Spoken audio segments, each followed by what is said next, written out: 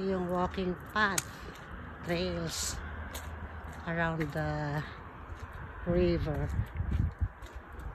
Dito pa rin kami sa White Horse, Yukon Territory. At makikita nyo, ayun na naman ang bundok. Yun.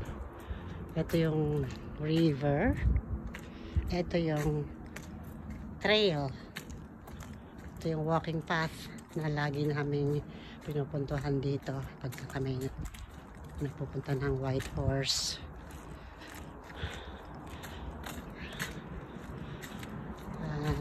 Minsan 3 times a week narito kami para makita yung beauty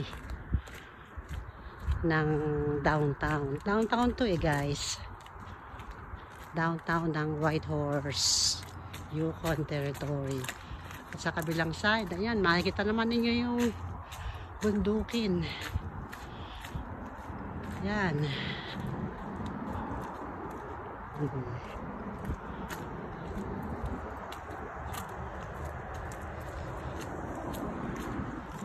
Yan ang beauty. Yan ang beauty ng White Horse, Yukon Territory.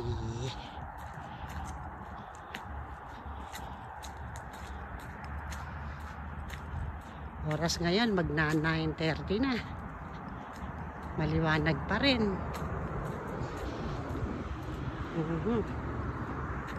Yan yung kabilang side. Ayan, bundok na. Diba? Oh.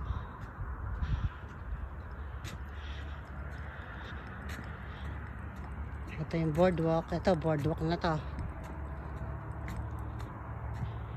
Yan.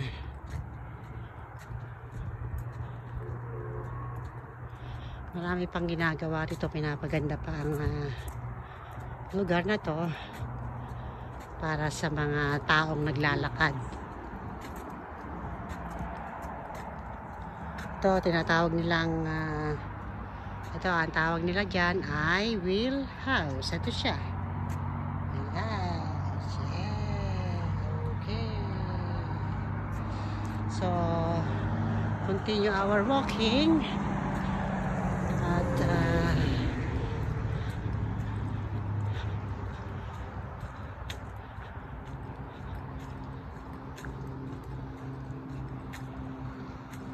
para tayo makarami ng steps. Ayan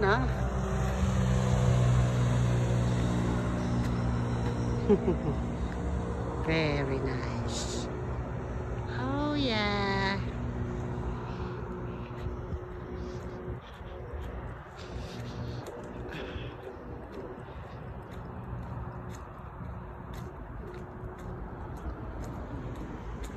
Tingnan yung mga puno, ang ganda